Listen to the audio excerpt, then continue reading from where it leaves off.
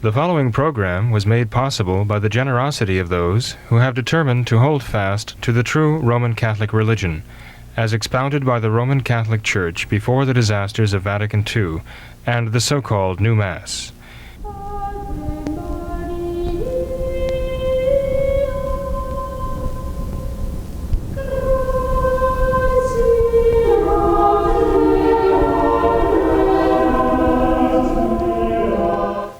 Hello and welcome to What Catholics Believe. I'm your host, Thomas Naegele, and with me tonight is Father William Jenkins from the Society of St. Pius V and pastor of Immaculate Conception Church in Norwood, Ohio. Hello, Father. How are you? Hello, Tom. I hope you had a blessed Christmas, and we'll have a very blessed coming year. Thank you, Father. And all of our viewers, too. Same to you, definitely. We actually received a couple nice emails with some Christmas blessings, and I think we could start with those tonight. This first one here says, "Many thanks to you, Mr. Naegele and Father Jenkins, for all you have both given us in the year that is past.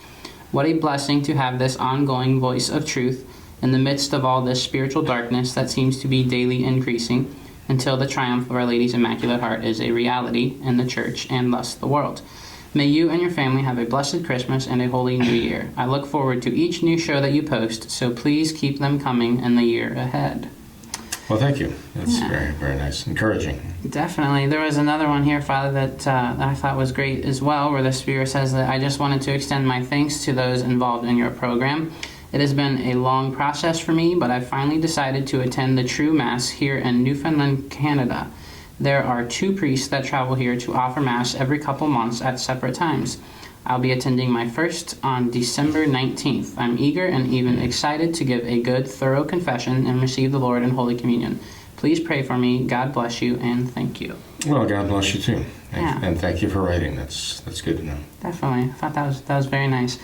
Then, Father, I thought that... You know, Tom, I don't know that all of our viewers realize it or not, but every month I do offer a Mass, usually a Sunday Mass, for our regular viewers and supporters, because there are costs involved, and especially the benefactors of What Catholics Believe, well, they can count on having at least the one Mass a month offered at Immaculate Conception Church itself for their intentions. So I want the good folks who've written in words of encouragement to know that they'll be included in those Masses that I offer. So. Definitely. I know that's a consolation to many because we receive all kinds of emails from different viewers asking for prayers for various situations, and it's nice to pass that along, that there is actually something of substance being done for them. So, Father, with this Christmas season that we're in now, I thought that we could take just a minute to talk about some of the nativity scenes that we've seen around this one that they've placed in the Vatican. Has made quite the splash there, and one viewer offered his reflection on this, and I thought it was spot on, and I'd like to just read just a little bit of what he said here in regards to the nakedness of some of the figures in the scene there. And he says that in regards to this nakedness, they wish to use it to deceive us and celebrate their wantonness, but were betrayed by their own stupidity. Adorned in riches of the world, in one hand vouching for disgusting sins that cry to heaven for vengeance, and with the other pretending piety, they act shamelessly before the eyes of heaven and the entire world, shaming the Blessed Lord and the Blessed Mother, abashing their own parents, tradition, making children blush and weeping in discomfort. It is a sore trait which the Vatican displays in abundance as each year passes by. In the nativity scene, that naked man which does not belong in the picture of the nativity is them and all their shamelessness. They threw away white garments of sanctity, girdles of protective grace, to pose in naked shamelessness before the world, now lower than ever before at the bottom of the pit, unpenitent and blindly proud for what they do and have done so far. Well stated. And what he doesn't mention is something I just found out from our support staff, Jorge, here, that they also stripped the child Jesus of his swaddling clothes to reveal him there, shamelessly. Also, and what our writer says so well does not refer to the fact that nativity scene was actually produced by a quasi-parish that has very close ties to the so-called LGBT crowd in Italy, and reflects their deviancy and their perversity. And Francis knew this. I mean, he actually reviewed it ahead of time and approved it. And when you say it made a bit of a splash, what came to mind is the seagulls. The seagulls keep appearing, evidently, during Francis's tenure here as the Pope of a New Order. Someone just pointed out that the seagull made his appearance the day of Francis's choosing, I believe, by the Freemasons and the enemies of the Church.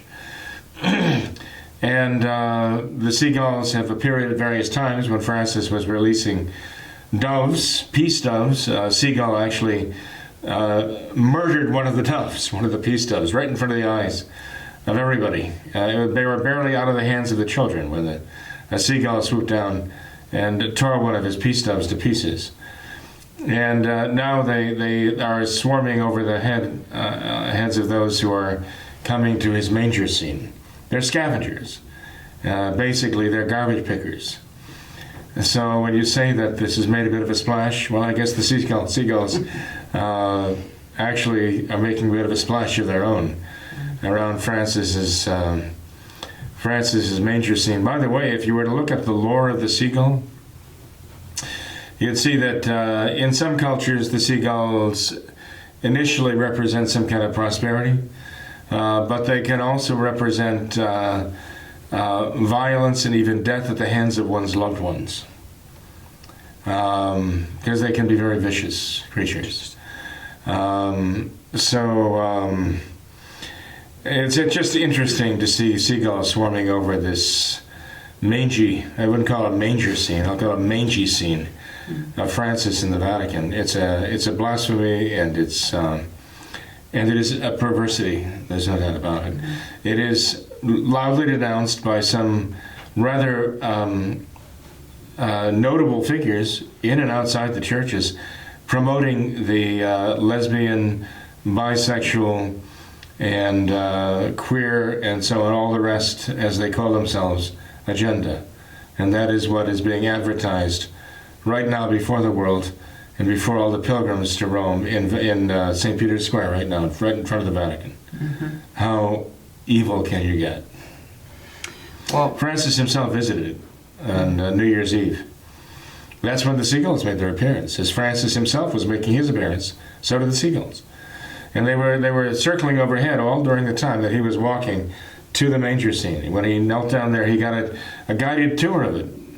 And he was seen to be smiling and chuckling all the way at what he was seeing there.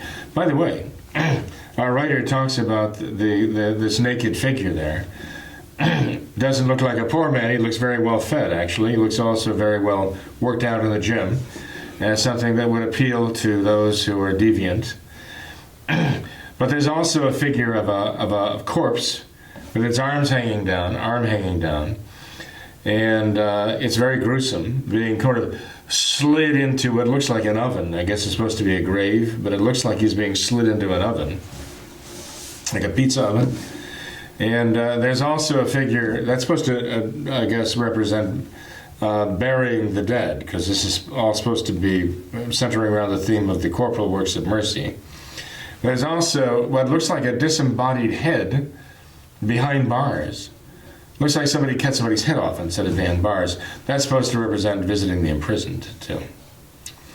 So we have sick minds behind this, but the sickest mind of all is the one in the Vatican who approved this and decrees that this is going to be put in front of the people, representing the Nativity of Christ. Yeah.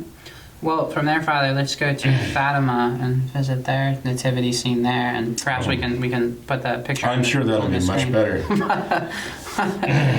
If one looks at that, Father, there might not be such a deviant message there, but just looking at the figures of the Blessed Virgin and Saint Joseph and the Christ Child, there's some kind of wood carving that just looks like a joke. Basically, it seems that they've just. Are there any human figures in there at all?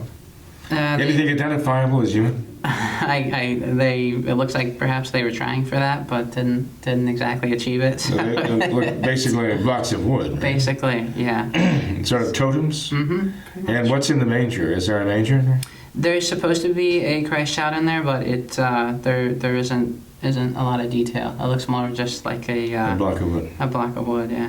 Nothing really. There. Well, years ago, I was in France looking at some church items that were available, and the gentleman who actually had salvaged these things told us that the priests of the local church had set up a manger scene consisting of bottles of wine representing Mary and Joseph, and the other figures. And in the manger was a rock, a stone, okay? Like a pet rock, almost. And I guess they thought this was very meaningful. So it's becoming all the rage now to distort and kind of slip into a kind of modern surrealistic art in trying to depict the manger scene. They've now, by the way, come to putting 2 Josephs in the manger scene because of the LGBT groups, to please them, or 2 Marys, right? Mm-hmm. And of course, it's all very sacrilegious and very perverted. But this is what it's come to, Tom. This is what the cultural Marxists have been striving for years, to break down the Catholic culture so that the people are themselves so perverted that they see something meaningful in this. Meaningful, relevant, whatever buzzwords they want to use. But it is all perverted and a reflection of perverted minds. Definitely. And lost faith. All right. Well, Father, if we could... I wonder if we could actually put up on the screen here as we're talking about this and dub in sort of a picture of the... of these things, if it's possible, so people can see what we're talking about. We can do that. Well, Father, let's get to some of these viewer emails that we received. It's been a couple weeks since we've done a program. Oh, by the way, if I may, it is always delightful as we're traveling around, and we are doing a lot of traveling, to see homes that are still brightly lit, beautifully lit for Christmas. And often with a large manger scene outside. There are those who are seemingly going out of their way to make a statement of their faith in the actual birth of the Savior. Mm-hmm. And I think we should go out of our way to let them know we appreciate that when we can. Yeah. There are still those out there who are not afraid and not ashamed to profess their faith in the face of all of this hostility and perversity. So we need to go out of our way to boldly state our faith. Yeah, I've noticed that's kind of a trend where it's where it seems that the lines are being drawn, where it's kind of all or nothing, where you'll have someone that goes all out. Or there's actually a house down the street from me who has a big peace sign that's all lit up, that they light up for Christmas. So that's their... Well, how meaningful. Yeah, that's their... You didn't go up and thank them for that, I suppose. No. Okay. No. Well, Father, let's get to some of these emails here. With the holiday season that we're in now, there's a lot of visiting where people will spend time at a relative's house or relatives' homes. And we had one viewer. I'll try and keep some of the more particular details discreet. But one of our viewers says that they spend some time at a relative's house on a regular basis, and that family attends an SSPX Mass. But this particular individual isn't exactly comfortable going to this SSPX Mass with that family just because of things that they've seen there. Like, for one example, when they give Holy Communion, and they don't seem to make the sign of the cross. They just place the host right on the tongue. They... just several things like that, and then besides this that, is what the writer says. Right, exactly. There's also the whole issue of SSPX aligning with modernist Rome, and so this person really has qualms about attending this SSPX Mass, but the whole family that she is staying with is going to this Mass. So what can a person in that situation do? Should they avoid the Mass altogether? Should they avoid their friends, their relatives altogether? What should they do? The SSPX is a real problem.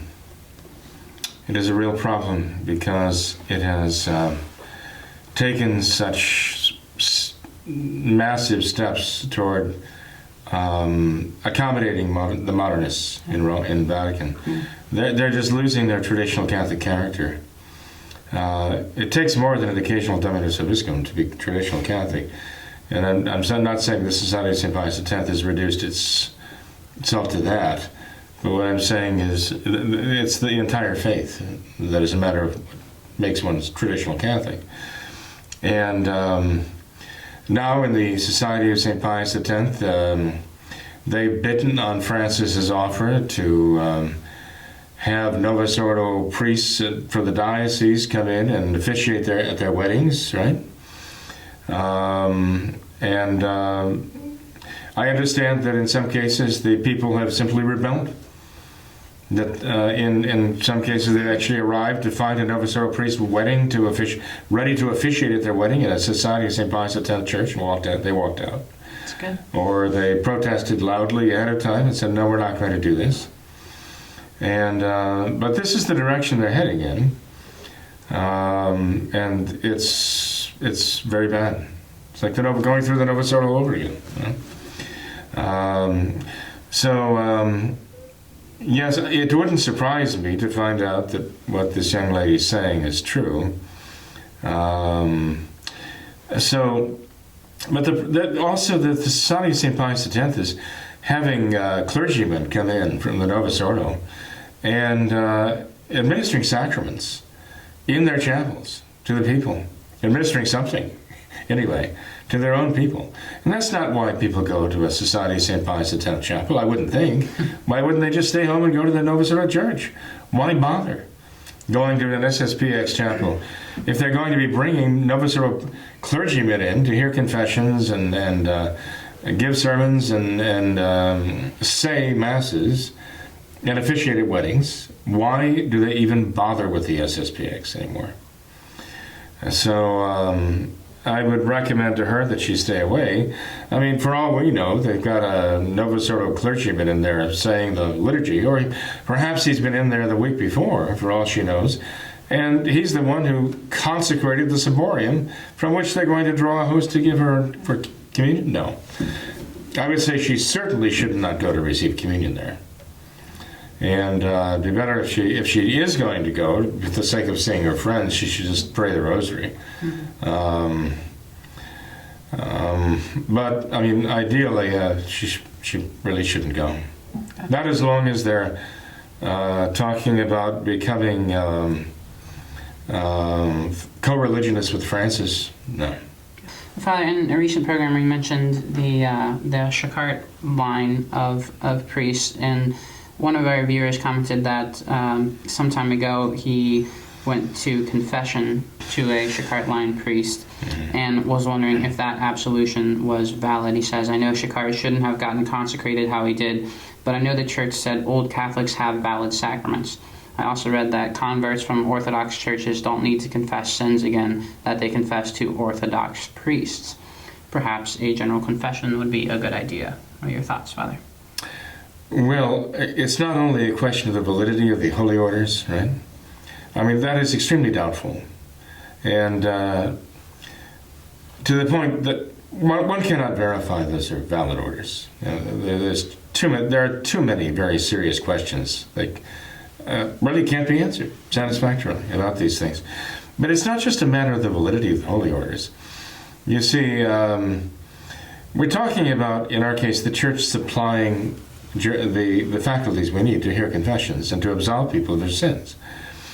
And there are actually some who claim that it is not merely a matter of that, but that there is in the church's history such precedent for priests being able to absolve and even carry on the faith, give sermons and offer masses publicly for the Catholic people in times of distress, in times of confusion, in times of persecution, that there are those who say there's a very solid canonical argument even for the fact that the traditional priests who really are faithful to tradition, having the necessary faculties to carry on the faith regardless.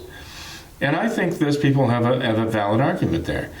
Because the fact is, the power of magisterium in the church and the power of government in the church or jurisdiction fall within that, that realm of the jurisdiction, the power of jurisdiction of the church, giving commands and also teaching the faith, on the one hand, are two of the three powers that our Lord gave to his church, to his apostles. But he also gave them the power of sanctification, of justification and sanctification of souls, and the power of holy orders.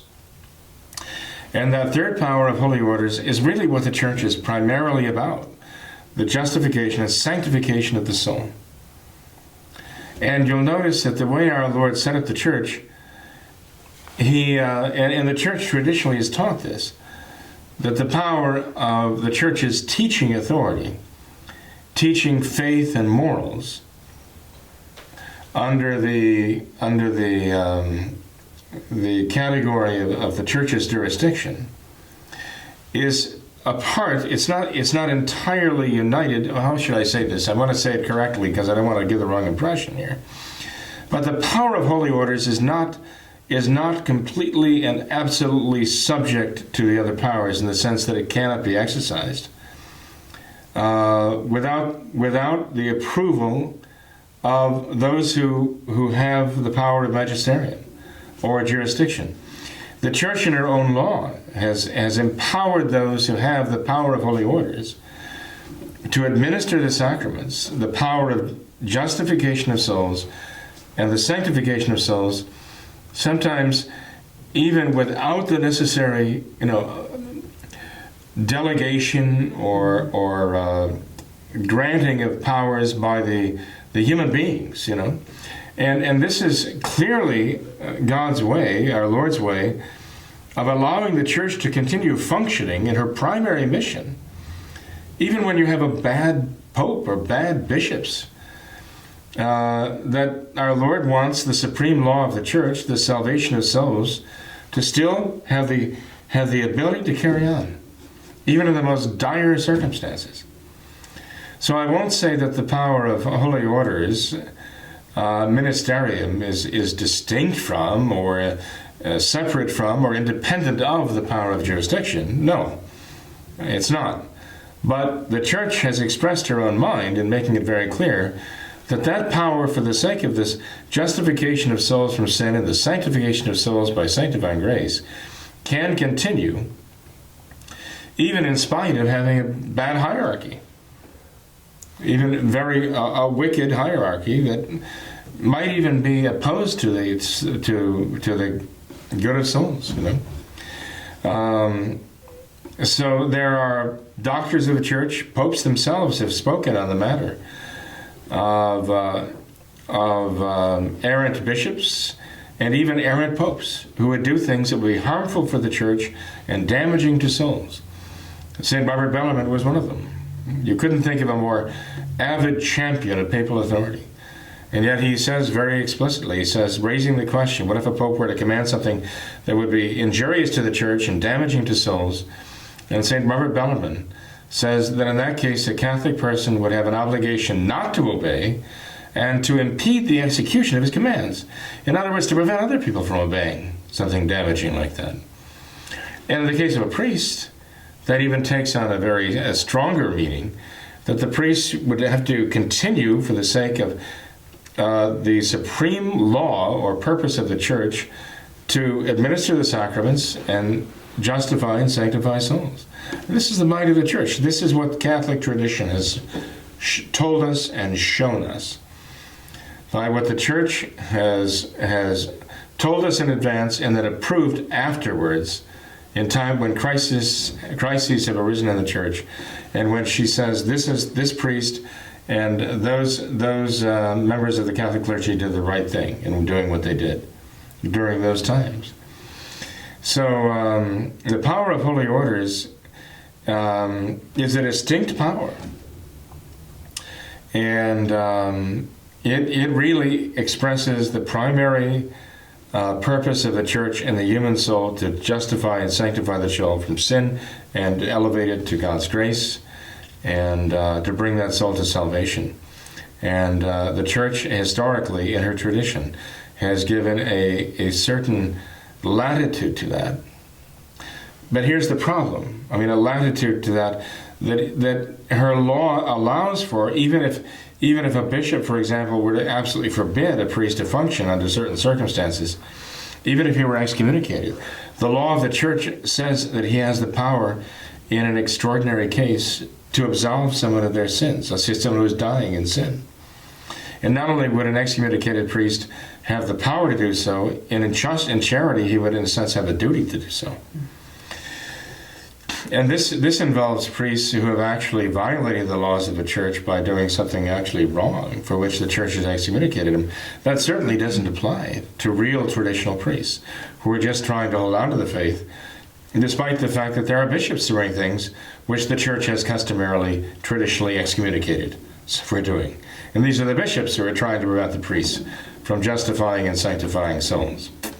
But anyway, Tom, my point in mentioning is this.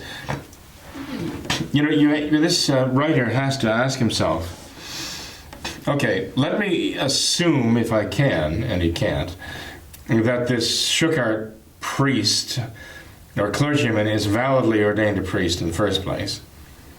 Would the church reasonably grant that man the power to function in the name of the church, in administering the sacraments, considering his provenance, where he came from, considering where these holy orders came from? Daniel Q. Brown, an apostate Catholic who actually joined a non-Catholic sect for the sake of getting ordained, we know the church's traditional view on that and how she condemns that. So are we to now assume not only that this a valid ordination or a valid consecration, and that we must further assume that the church would grant her justifying and sanctifying authority and power of her holy orders for this man to function in the name of the Catholic Church? I don't think we can do that. I would not. I would not risk my soul on it. I wouldn't want to risk this writer's soul on it either. And so I would say, by all means, you should find a real traditional Catholic priest whose holy orders derive from a real traditional Catholic bishop, and make a good confession to that person, and do not make these assumptions as though you were somehow, betting on your soul, your soul's salvation. It's just not. It's not Catholic. Mm-hmm. It's not the traditional teaching of the church. Yeah. So you would recommend a general confession to a true traditional priest? Well, I would say, but general confession usually involves going to confession and saying to the priest, Father, my last real confession was 2 weeks ago or whatever, and since that time, these are the sins I've confessed.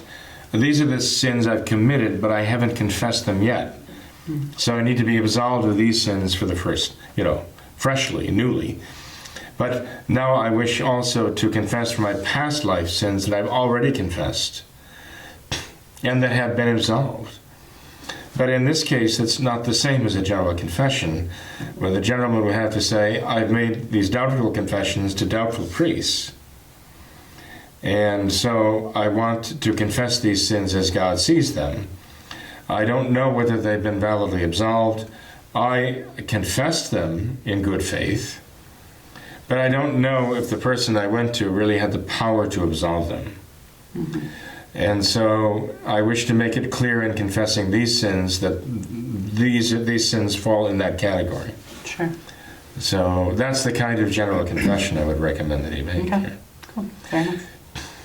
In other words, he would say virtually the same things he would say in his general confession, but he would just add the proviso that for so many years, or for so many times, I went to confession to those who were doubtfully priests and doubtfully Catholic priests, and so I confess these sins anew with the trust that you will give me valid absolution. Okay. Okay. that I can be sure of. Okay, that's good. Well, next email, Father, this viewer says that you recently moved to an area where there is a Society of St. Pius V Mass. There's also Took Line Masses, and then there's also the Diocesan 1962 Masses offered in the area. He says that I previously attended Took Line Masses, but your program on the Took Line has made me rethink that course. After applying the criticisms of the Took consecrations, I do wonder, however, if it would be better to attend a diocesan church. This is because attending a diocesan parish under the cognizance of a bishop with jurisdiction and faculties is the traditional Catholic thing to do, unlike the chicanery that Bishop Took unleashed. Also, wouldn't it be better for me to make my traditional Catholic views known and make efforts to cast out the modernists from our local parishes? Instead of hiding away at a traditionalist chapel, I would be right with them. No and no. Absolutely no. No. First of all, withdraw from the Took. Do not associate with that. Do not be part of that. Okay. There are serious problems that obviously we've been through this many times. To go to a diocesan church. Basically, it is not the traditional thing to go to a church where the traditional Catholic faith is not present, where the traditional Catholic faith is not professed, where it's not practiced, where the traditional Catholic Mass is not offered. That is not traditional, okay, by any means. So if you're going to style yourself or want to be traditional Catholic, you have to go where the traditional Catholic faith is practiced, okay? And that is a true traditional Catholic chapel that is served by a true traditional Catholic priest. And going to the Novus Ordo, you might as well go to the Anglican Church. I mean, you might as well go to the Lutheran Church, basically. The Novus Ordo has already said they have the same faith of salvation that the Lutherans have anyway. Francis has already said that. He's already directing the so-called Catholic people, the Novus Ordo Catholic people in South America to go to the Anglican Church and have the Anglicans come to the Novus Ordo Church. So, in other words, if this, I don't know if it's a man or a woman, but if the person were to go to the Novus Ordo Church for the sake of finding the Catholic faith there, that would be a lie and a scandal, because it's not the traditional Catholic faith.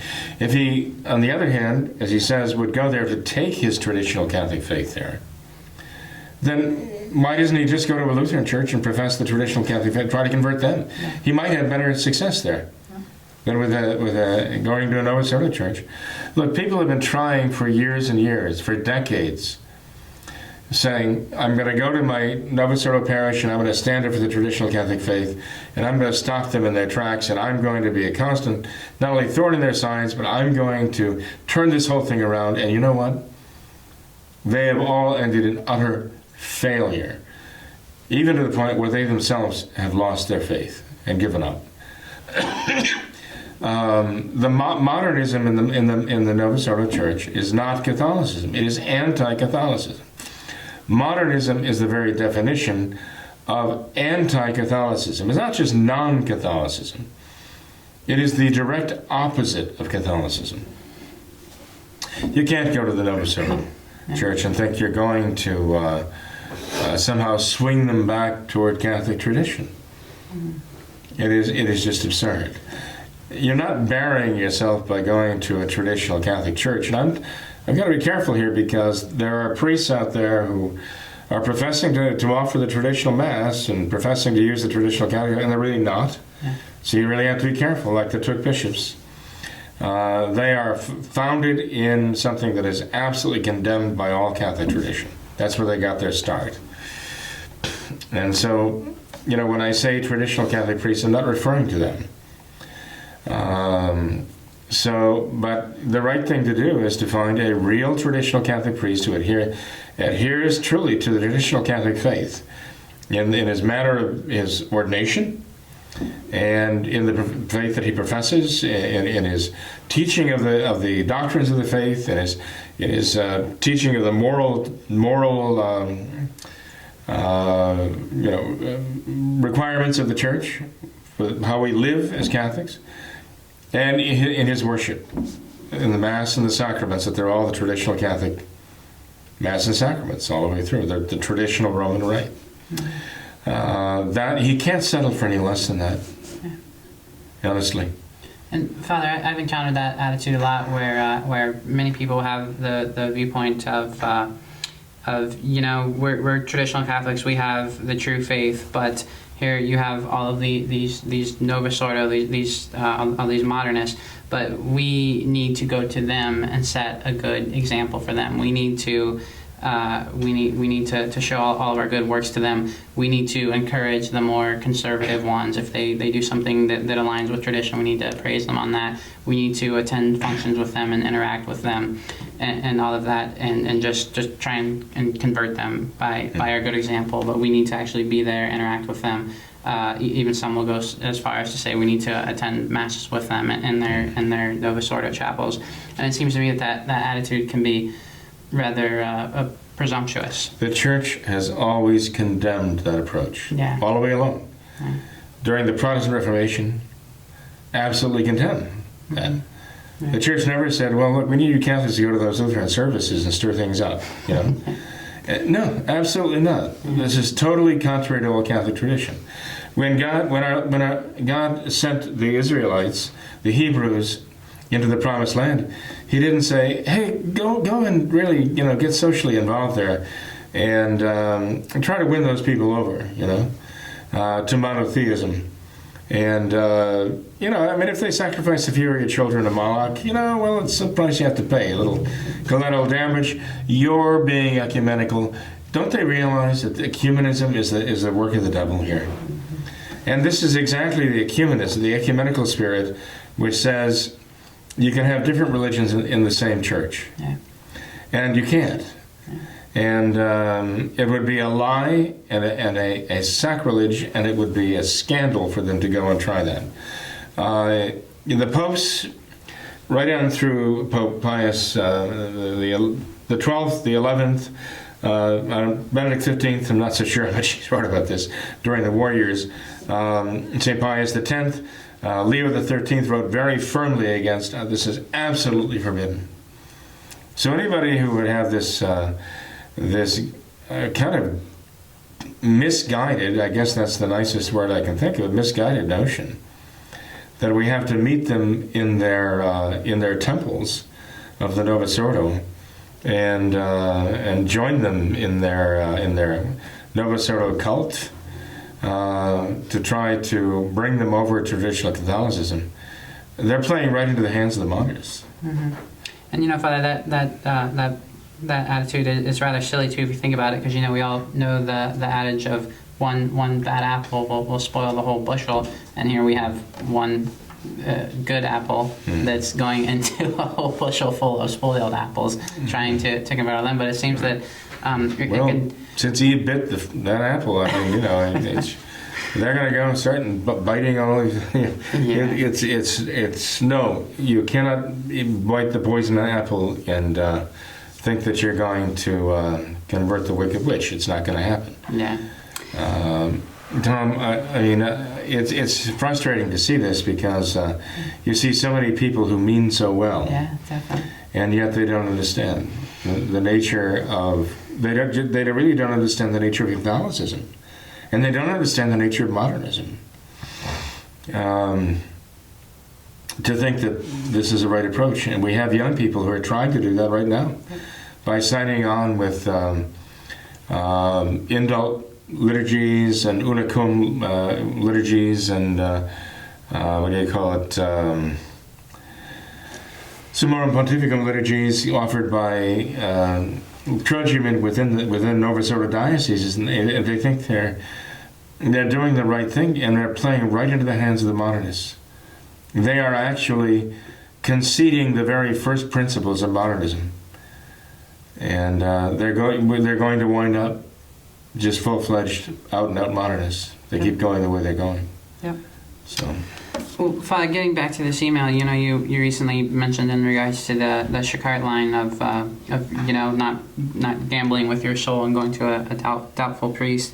He says here in this email that I've studied out the issue of ordination validity in regards to Novus Ordo priests, and I'm certain that the revised texts are still valid. I know Father Jenkins and Bishop Kelly may disagree with me there, but I do not feel that I would be approaching dubious sacraments based on my research. And it seems to be the same thing of, I have this feeling, that I feel... It keeps using the word feeling. Yeah, I have this feeling it's that all he's about validly feeling. ordained I priest, feel this, but- I feel that. Yeah. Well, I'll tell you what. His feelings don't amount to anything, right? It's not a matter of what I feel either. And if it were a matter of feelings, I'd like to just assume that it's fine and just go ahead, because it sure is a lot of trouble facing reality, the reality of thinking it through, But if you look back in the history of the church has made some very strong statements about we don't mess with these things. We don't fool around with things and take chances in these things. Probabilism, probabiliarism. These are positions with the sacraments the church has condemned. No, we don't say I feel that this is okay, or I'm pretty convinced on 99 chances out of 100 this is going to be okay.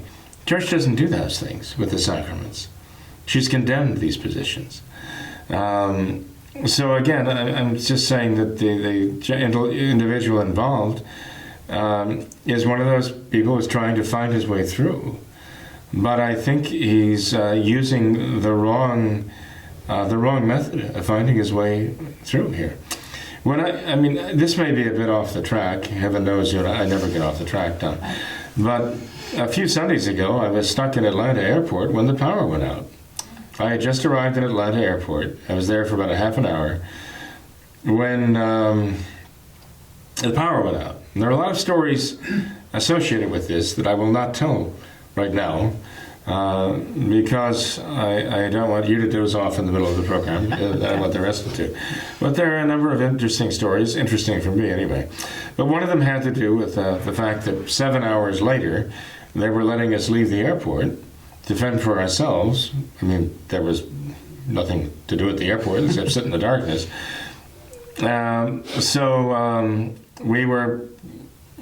There was a young lady there, it looked to me like she was probably in her teens, and there in the darkness she's talking to people behind the desk. We could hardly make them out because of the darkness, but she was going to try to leave the airport in the darkness.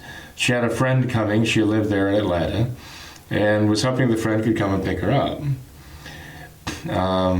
But her cell phone pretty well had died, so she couldn't use the light on the cell phone.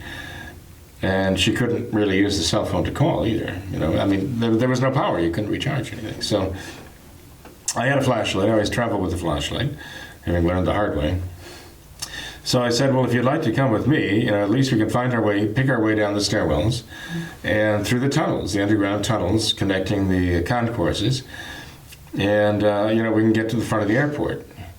And she said, well, that's a good idea. So I guess she figured a priest, an old, overweight basically Irish priest would be a safe bet, especially when I carried a flashlight to travel. So anyway, it amazed me that we're heading down these really very dark stairwells without, other people didn't have flashlights unless they had the light on their cell phones. That's what they were getting around. And hundreds of people were down, trying to go through these tunnels and trying to funnel themselves into these escalators that weren't working, so they're picking their way step by step, hand over hand down the escalators into the dark, even the darker areas down below, where it was pitch black down below. But for the fact that whatever artificial light they had.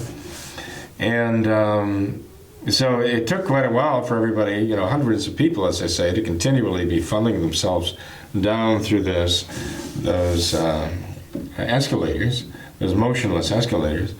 And it was surreal to see, the dancing of the light around all these heads and the silhouettes of all the people kind of making their way through those darkened tunnels. They talk about zombie apocalypse. Well, that's exactly what it looked like.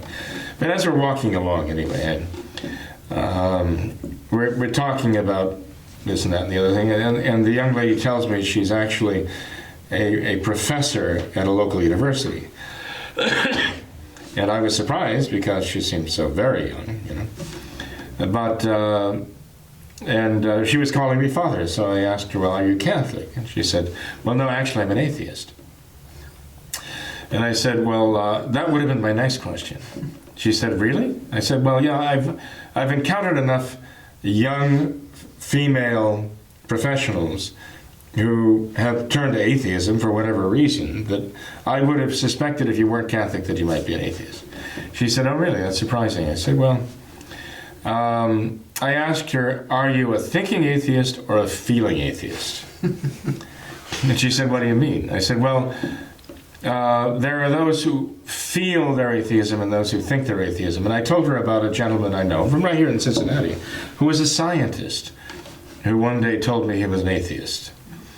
And I answered him, well, that's very interesting because someday I'd like to hear your arguments, your scientific arguments, why there can be no God.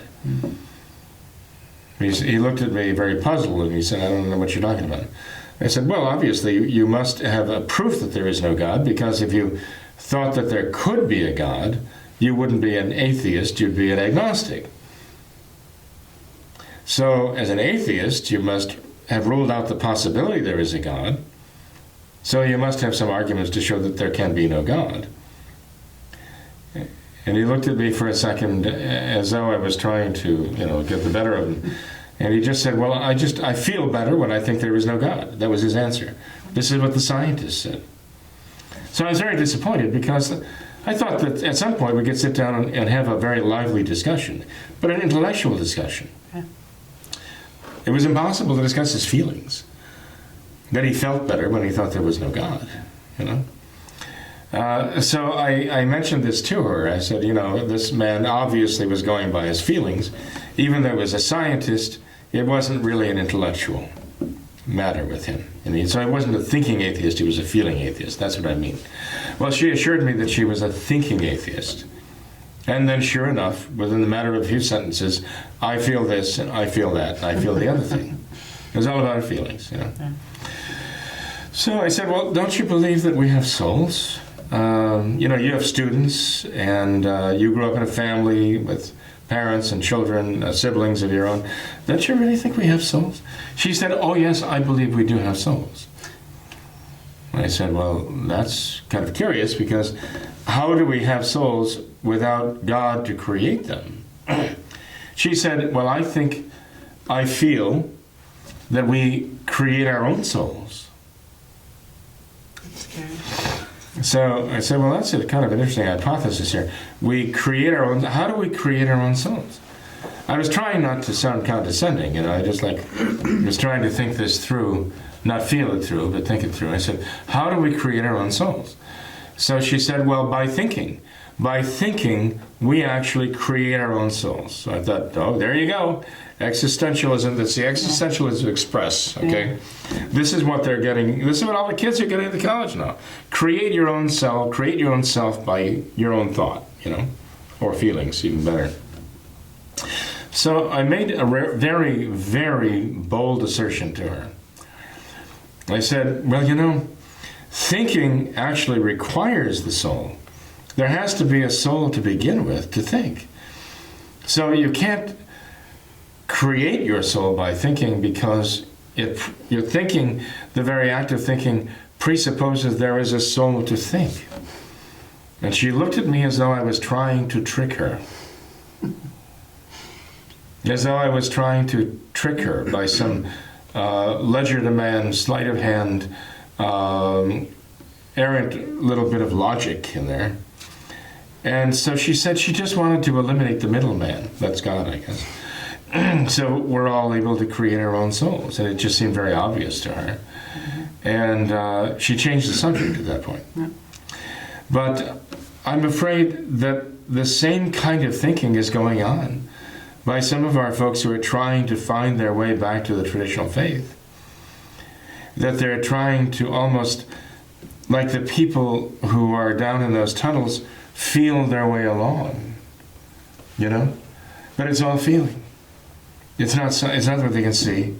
They're not going by the light of the light of the faith. They're feeling their way through the darkness. And as I saw that down in the tunnels there, I couldn't help but think of the fact that here it is, Advent, we're approaching Christmas, And the prophecy of Isaiah, the prophet, the people who have sat in darkness have seen a great light. And there we were, all of us, hundreds of people down there, okay? Just kind of groping our way through the darkness with failing lights from their cell phones, and that's all they had to go by for much of the path they were taking. So it was just very sad, and I was thinking, well, I hope these people can find their way to see the great light. You know? And I pray that this young lady, will finally see her way to see the great light too, and realize that it's not a matter of how she feels about God, or how she feels about reality, or even how she feels about creating her own soul, but that she sees that there is a creator who made her in his own image and likeness, and loves her, and that she responds by knowing and loving him someday too. I don't want our traditional Catholic people, or wannabe traditional Catholic people, who still have enough faith to realize the modernism is not right, that that's not Catholicism. But I don't want to get lost in the darkness as they're trying to feel their way through. Mm-hmm. Because they're following modernist principles in trying to escape modernism. And they are following modernist principles if they believe that they can somehow ecumenically practice the Novus Ordo and the traditional Catholic faith at the same time, or even go along with it for the sake of almost a kind of deception to infiltrate the Novus Ordo, to try to bring people over to the traditional faith. Because the very fact that they're doing that shows that they themselves are already betraying their traditional Catholic faith. Mm-hmm. Father, there's I believe he's a Novus Ordo Catholic writer, Selwyn Duke, who he writes a lot for different conservative publications, and he frequently in his writings will make the point of this of relativity, talk about that, and how so many people today believe that truth is relative, and their whole guiding principle for life is if it feels good, relative to do what? it. Okay, relative to feelings. Yeah, yeah. Okay. But he will frequently make the point that, you know, if that's what our world is reduced to, then all we're left with is chaos. Everything is simply a matter of taste anymore. He'll often use the example of, I like chocolate ice cream, you like vanilla ice cream. It's exactly the same. Maybe you like murder, I don't like murder, but there's nothing we can do about it. Some people like cannibalism, I guess. That's I mean, just, there's that's nothing, how you feel there about is it. That's your left. taste. Yeah. That's true. I thought that paralleled nicely with the judge Robert Bork and his book. Slouching Towards Gomorrah. It was a great book, but I know towards the end he was talking about morality and how that comes from religion, but not just any religion. It comes from the religion where our principles are literally carved in stone and handed down to us. So there actually is just facts. There actually is objective truths, and there's not just feelings. And everything else, every other religion, anything else that tries to live off of this principle of feelings or whatnot, that it's a farce. Mm-hmm. So I thought that right. nicely. Yeah. Well said, Tim. Well, Father, how about one more email? This one was short, but I thought it was fun. One of our viewers wanted to know, who's the exorcist for the Society of St. Pius V? Well, I don't know that any has been appointed. Okay. That's the kind of thing you're very careful about. Generally speaking, in the past, whenever there were exorcists appointed, their names were not revealed anyway. Yeah. So if there were to be one, I certainly wouldn't be announcing it. I can just tell you for a fact it is not myself. Okay. although I think all of our priests are called upon at various times to deal with rather dicey situations. When I have somebody come in, as I do about 2 or 3 times a year, generally very thoughtful, respectable people, not prone to hysteria, but the first words out of their mouth is, "Father, you're going to think I'm crazy, but..." I mean, I know it's coming because they talk about things that are happening in their homes that are very distressing. And so I think that all of our priests have had experiences like that. over the years. And there are a number of occasions when I think that there are natural explanations, but there are a number of cases because of the credibility of the individual and the stories that they tell. They're not making these things up. And so it's necessary to go and have the exorcism of a place, okay? It's not the same dealing with diabolical possession of a person, okay? That's a much more serious matter.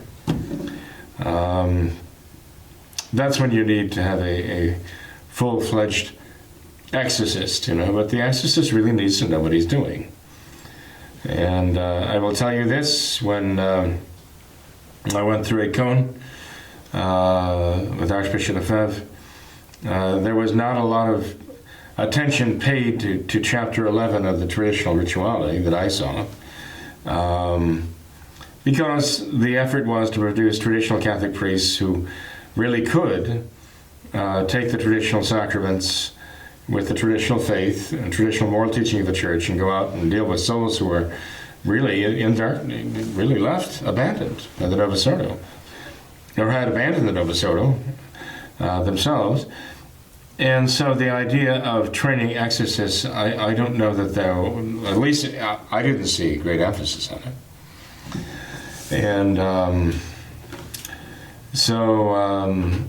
when Father Gabriele Amorth, who was the chief exorcist in Rome for a generation, and an assistant even for a generation before that, when he published his book, An Exorcist Tells His Story, and I read that, I had questions about it, so I actually went to the introduction to chapter 11 of the traditional ritual and read in Latin the 21 directions given by the Church to exorcists. And I saw that Father Amorth was following those perfectly. I thought, this is very interesting. And in his book, he complained that the Novus Ordo had basically discounted and ignored that section of the ritual on exorcisms. And later on, then, as if to answer his concern, they did apply themselves to produce some new rite of exorcism. And Father Amorth himself said, if I had to use that new rite of exorcism, I would give up. And so he continued using the traditional rite of exorcism to the very end. He wouldn't use the Novus Ordo rite of exorcism because it was useless, like the Novus Ordo itself.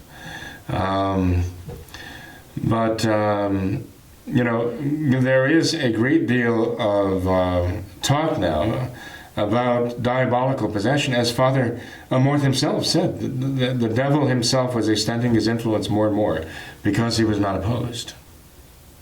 Certainly not by the Novus Ordo clergy. And so the writer asks a very good question about exorcists, the presence and the practice of exorcism. In answer to the question, I don't know that anyone has been appointed to do that, but I would heartily recommend that all traditional priests be trained in the caveats of exorcism and what they are to do and what they are not to do when they are faced with an actual case of possession. And even when they're called upon to go to a place that apparently is infested with some diabolical influence, as I think we all have at times. Sure. Okay. Well, fair enough. Well, Father, it seems that perhaps being the Christmas season that we could end on a happier note than exorcism and devils. So would you have any words of advice for us here during Well, I think actually driving devils out is a very happy note. Okay. To free a soul or a place from their evil influence. That's the victory of Christ, right? Yeah, that's true. So I would just say that with regard to the Christmas season, remember it lasts right on through to February 2nd. Do not fall victim to the Christmas of the modernists, the Christmas of the liberals and the secularists, so that we all party during Advent, and then when Christ is born, we stop. As though his birth is a time to stop rejoicing. Yep. No, that's when we begin to rejoice as Catholics. And we rejoice for the entire 40 days, from Christmas Day all the way through to Candlemas Day, the Feast of Purification, February 2nd. That's the Catholic thing to do. So keep celebrating, and let the world know you are celebrating the real Christmas. But celebrate it in the right way, okay? And that is to let the world know there is a Savior from heaven, who's Christ the Lord, who is the Son of God himself, who has come here for us, and try to show the real Christmas spirit. There are those who will not be ruled by Christ.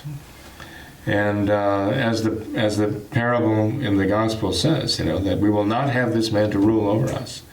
Well, make it very clear that Christ rules in your home, that Christ rules in your heart, in your mind, by the way you live your life. And that's the best way, the only real way to celebrate Christmas, truly, as a Catholic. Sure. Well, Merry Christmas, Father. Thank you for being here Well, tonight. blessed Christmas to you and all. No problem. Thanks to all of our viewers for watching this episode of What Catholics Believe. Until next time, we ask that you all remember the words of Our Lady of Fatima, to consecrate yourselves and your families to the Immaculate Heart of Mary, and to pray and do penance. Thank you, and God bless you. And put those Christmas trees back up until February 2nd. Keep them plugged in. There you go.